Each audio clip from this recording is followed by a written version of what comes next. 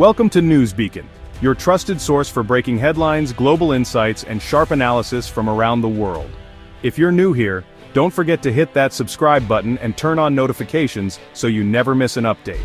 California's wildfires and droughts have become a grim, recurring headline, painting a picture of a state under siege by nature itself. Each year, the flames seem to burn hotter, the droughts stretch longer, and the sense of crisis deepens. Hillsides once lush and green are now scorched and barren, their beauty replaced by charred earth and ash. Firefighters, already exhausted, face relentless blazes and record-breaking heat, risking their lives to protect homes and communities that seem more vulnerable than ever. The state is caught in a vicious cycle between extreme drought and devastating wildfire, with reservoirs shrinking to dust and the land itself cracking under the pressure.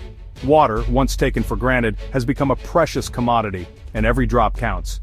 Amid this crisis, Donald Trump on the campaign trail promised a miracle solution: water from Canada, as if turning on a giant northern faucet could wash away California's troubles overnight. The idea was bold, almost fantastical, and it captured the imagination of a desperate public. The image was simple, powerful, and misleading. It offered hope in a time of fear, but glossed over the immense challenges and international complexities such a plan would face. Trump claimed untapped rivers in Canada could save California, ignoring the state's true reliance on the Sierra Nevada snowpack, a natural reservoir that has sustained California's water needs for generations, but is now threatened by climate change and overuse. For desperate farmers watching their crops wither and citizens queuing for water, the details didn't matter. The promise of water, any water, was enough to inspire hope, even if it was built on shaky ground. This big faucet became a symbol of Trump's approach. Nature and neighbors could be bent to America's will, as if international borders and environmental realities were mere obstacles to be swept aside by political force. Now, in September 2025, that campaign promise has triggered an international standoff, with both nations locked in tense negotiations and public opinion on edge. The thirst of one region has set the U.S. and Canada on a collision course, as California's desperation clashes with Canada's sovereignty and environmental concerns. The fight is no longer just about climate or policy, it's about control over life's most essential resource. Water has become a flashpoint, a symbol of survival, power, and the limits of human ambition. The question now looms larger than ever. Will diplomacy open the door to cooperation, or will someone try to break it down, risking conflict over the very lifeblood of the West? In January 2025, President Trump sat behind the iconic Resolute desk in the Oval Office, surrounded by cameras and advisors. With a single, deliberate stroke of his pen, he signed an executive order that would send shockwaves across the country and beyond. Gathered around him were some of California's most influential agricultural lobbyists, their faces a mix of anticipation and satisfaction. They had lobbied for months, arguing that their farms and the nation's food supply were at risk. The order demanded that more water be pumped south from the already stressed river systems, overriding long-standing environmental protections that had been put in place to safeguard endangered species and fragile habitats. The White House insisted this was a necessary step to help firefighters battling California's relentless wildfires, claiming that increased water flow would save lives and property. But critics quickly called this a smokescreen, arguing that the real motivation was political. California officials pushed back, pointing out that the state's firefighting challenges stemmed from outdated and damaged local infrastructure, not from a lack of water. They warned that the order would do little to help first responders on the ground. In reality, the true beneficiaries were the powerful Central Valley farmers, whose crops had suffered through years of drought and water restrictions. For them, this executive order was a long-awaited victory.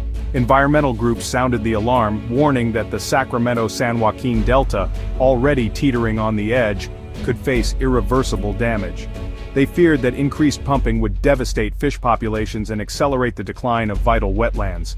The executive order reignited California's age-old water wars, pitting farmers desperate for survival against environmentalists fighting to protect fragile ecosystems. Town halls and community meetings erupted in heated debate. For some, the order was a long-overdue lifeline promising hope and relief. For others, it was a reckless gamble with consequences that could last for generations. But this was just the beginning. With the stroke of a pen, President Trump had set the stage for an even bigger ambition, turning his sights north. toward Canada's vast and untapped water resources. Washington's pressure on Canada was immediate and public. The U.S. government wasted no time in making its demands known, leveraging every diplomatic and media channel available to amplify their message. Trump's administration demanded Canadian water, expecting compliance.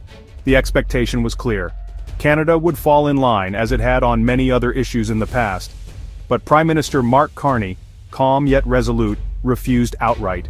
His demeanor was composed, but his words left no room for negotiation. At a live press conference, Carney declared Canada's water off-limits, citing national sovereignty and climate challenges at home.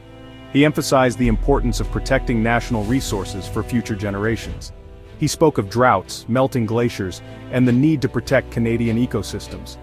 The environmental stakes were high, and Carney made it clear that Canada could not afford to compromise.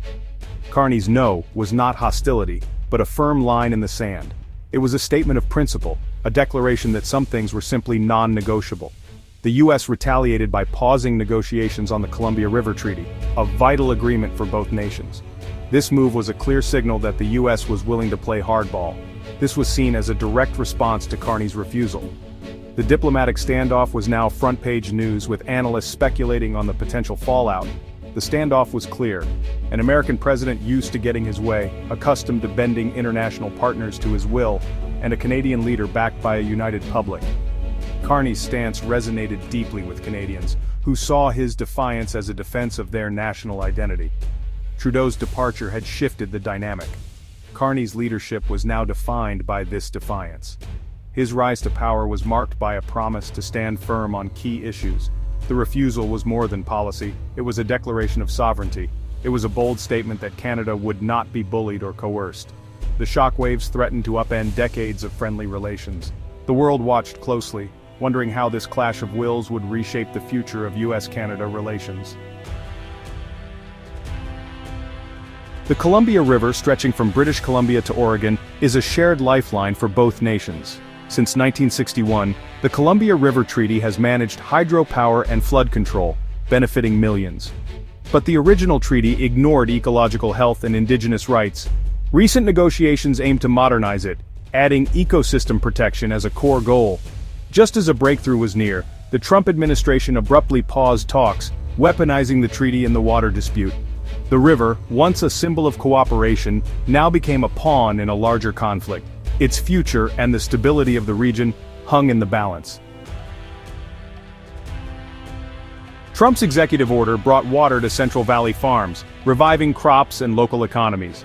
For farmers, it was a long-awaited victory, but the environmental cost was immediate and severe. The Sacramento-San Joaquin Delta, the West Coast's largest estuary, began to collapse as fresh water was diverted away. Rising salinity threatened wildlife and the entire ecosystem. Chinook salmon populations, already endangered, faced extinction as their habitat vanished. A multi-year fishing ban devastated coastal communities and tribes. California officials scrambled to counter the administration's narrative, insisting the problem was complex, not a simple choice between fish and farms. The state's water system, they argued, was interconnected. Damage to one part threatened all.